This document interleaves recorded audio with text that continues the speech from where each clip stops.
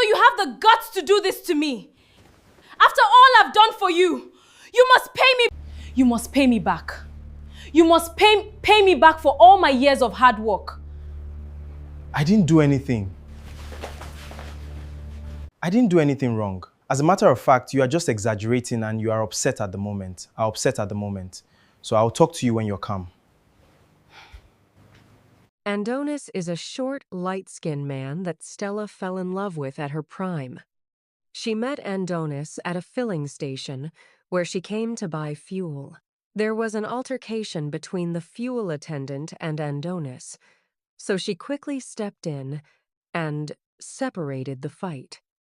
She talked to Andonis for a brief moment to calm things down. On that sunny afternoon while talking to Andonis, she felt an insane attraction to him. It could be because of his cute face or his calm voice, she does not know. So she was determined to know more about him. After talking to him, she briefly exchanged contacts with him and they started talking the following day. They chatted and got to know themselves more.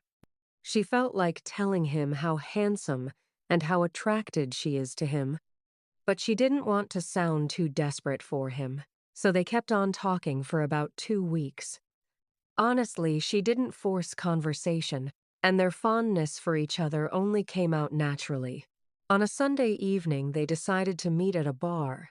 It was the first time they were meeting after the very first time at the filling station.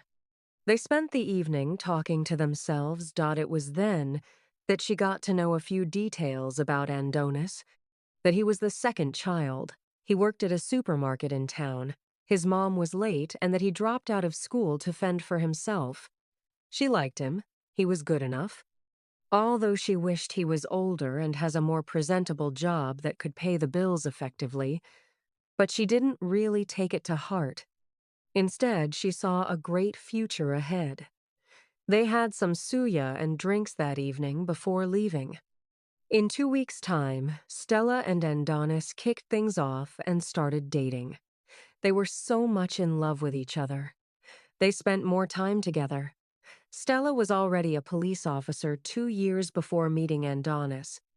She didn't have any form of university education, so she was just a recruit officer, and her salary wasn't that much, but at least she could provide food and other basic need for herself.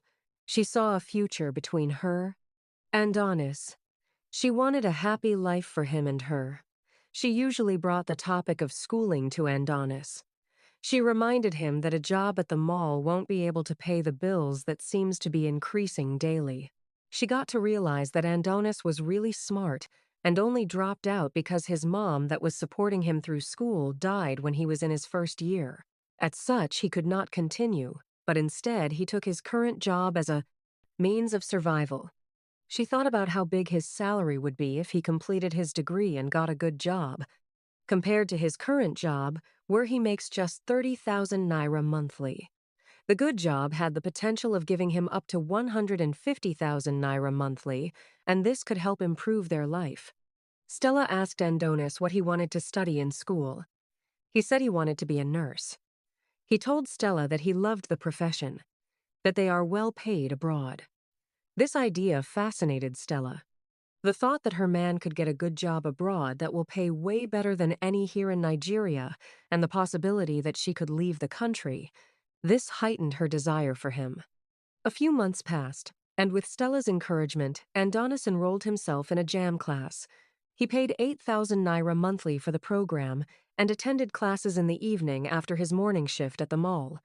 He tried his best to read at nights, and when he wrote the exam, he passed with a score of 231. He was happy, and Stella was more happy for him. Their love for each other grew strong. They loved each other more. She had hope for him, and him for hers. When the time for admission drew closer, they both got to find out that Andonis might not be able to gain admission into his desired nursing program because there were many applicants that score above 231, and it was a bit competitive. So the best solution was for Andonis to pay a sum of 80,000 naira for the admission to be guaranteed, because his score was quite good. This money was just because of the competition in that department. The sum was less than Stella's monthly income, but she paid anyways because she wanted the best for them. Andonis was so happy, and he thanked her for helping him. Andonis got admission into the university to study nursing. The news made not just Stella but his whole family happy. He was already preparing to be in school in a short while, but his small income that he could barely save was not enough. He uses most of the money to buy food. Although his father was the main provider, he could not pay for Andonis to go to school. He told Andonis to find a trade that he can learn, as that was the only profession he can afford. Andonis had no one else to turn to. His only option was Stella. Stella was willing to pay his tuition fee, and his father will support with feeding money. And that was how Andonis started school by December. Stella stood in as a great backbone to him. She paid his tuition fee. She paid for his accommodation. During her off days at work, she will travel to the nearby town to visit him, and she always come with homemade meals. This always made Andonis very happy. She was very supportive emotionally and financially. Time had moved by swiftly, and Andonis was already ending his second-year exams. Stella had prepared rice and stew while waiting for his return. That night he enjoyed the rice and stew. After that, he made love with his Stella. It was one of the most remarkable things he'd had in a long time. After the lovemaking, while Stella was lying on his chest at night, she spent some hours talking to him. They talked about their future, how many kids they'd love to have, his school life, which country he would love to travel to if he had the opportunity. And she always made sure to know that he wasn't cheating on her. She'd check his phones and eavesdrop on his calls.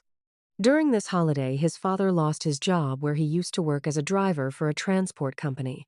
This affected Andonis very much, since it was the only way his father could buy food for him and his brother without the need of burdening Stella with food bills since she had already paid for his tuition fee. Things became very difficult at the beginning of his third year in school. His father could no longer buy food for him. The family depended on other relatives, friends for money to buy food. Yet it was never enough to feed him, his brother, and his father. He had to beg Stella for food money. This was a lot for Stella. Her income wasn't enough.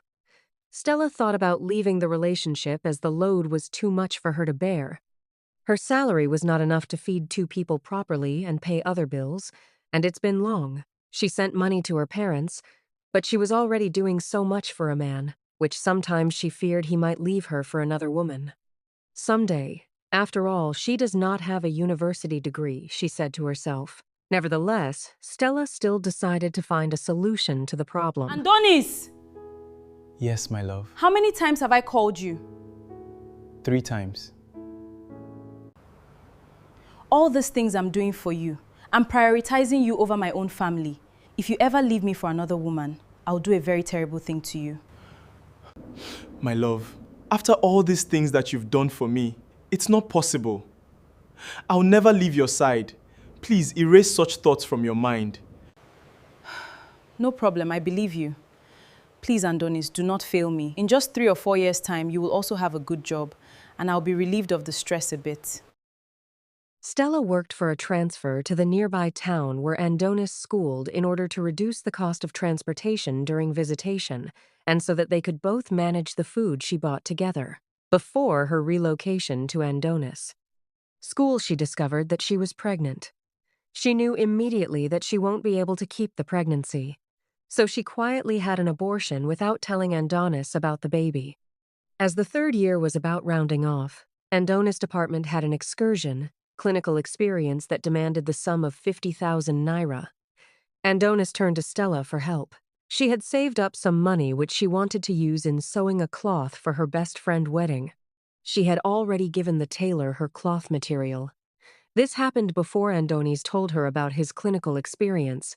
Stella didn't pay up for the dress and could not attend her best friend's wedding, all because of Andonis. She felt empty after paying for Andonis' clinical experience. She realized that she had pushed so many people out of her life because of Andonis. She cheered herself up and said, "After all, he loves me. That is all that matters." During his 4th year in medical school, Andonis demanded for another 50,000 naira for a project, and the deadline for this project payment coincided with her mother's birthday. It was a difficult situation for Stella. It has been long since she celebrated her mother by buying a microwave for her mom as a surprise. The microwave was about 40,000 naira. Stella paid the 50,000 naira for the project and only called her mom to wish her happy birthday. She felt so unhappy. She didn't sleep at home that night. She stayed at her work all night. She felt so bad. She couldn't believe what she just did and wondered if Andonis would go to such length in helping her if she was the one in need. Andonis was in his final year and was rounding everything up. Stella spent a total of 80,000 naira for his clearance and graduation processes. She was glad he is finally done with school. She felt relieved. Finally, he is going to be paying the bills. It was only a matter of time now. After graduation, Andonis was posted to a general hospital for his youth service program. He was paid 50,000 naira by the hospital and 70,000 naira as his youth service allowance. With both combined, he was earning more than Stella did. He supported Stella in paying the bills. He showered her with love. He made sure there was food. Stella began to realize that her hard work was finally paying off.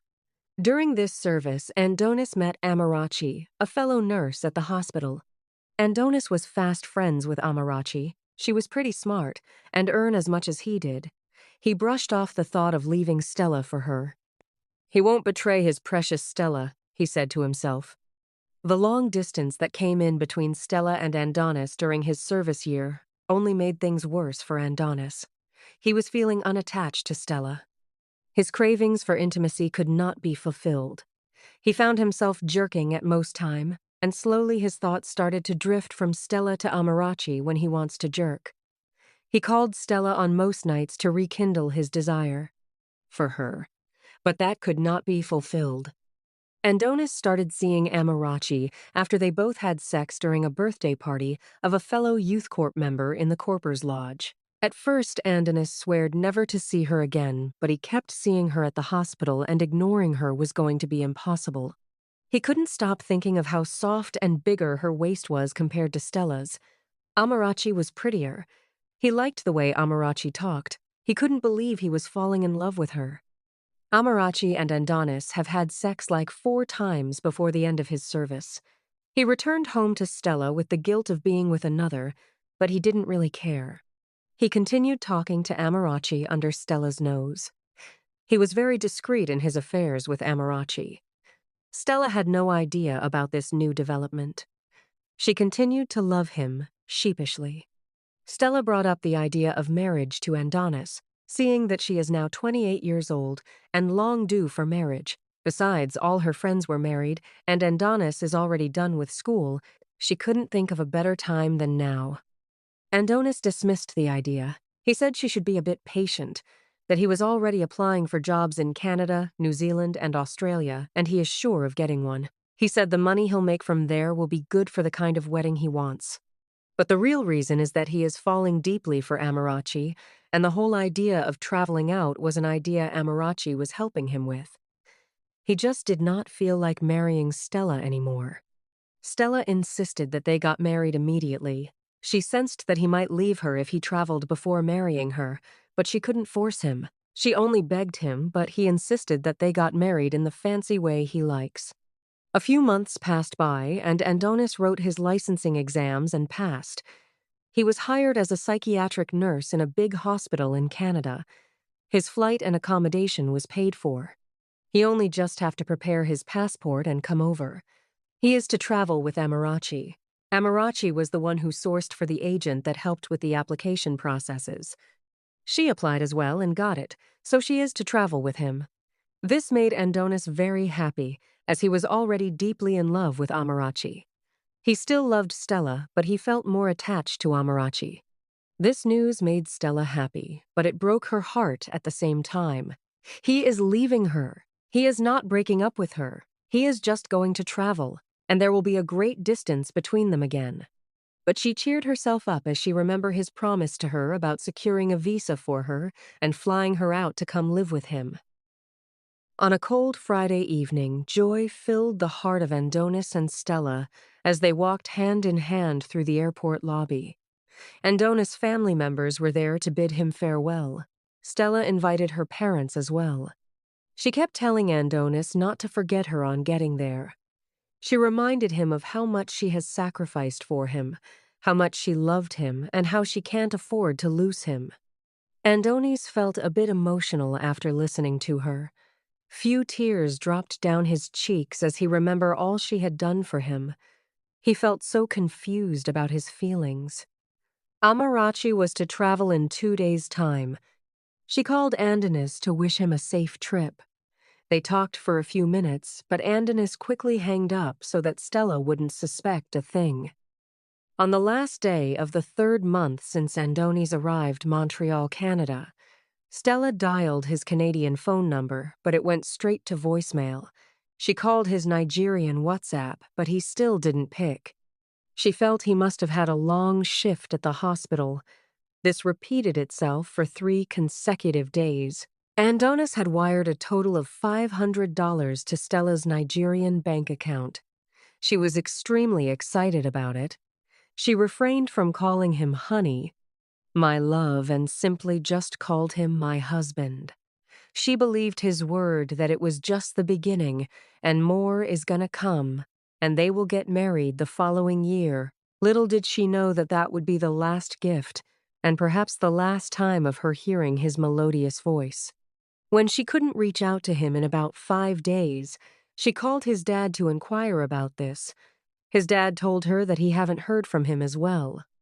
Days rolled into weeks and weeks into months, and she still didn't hear from him.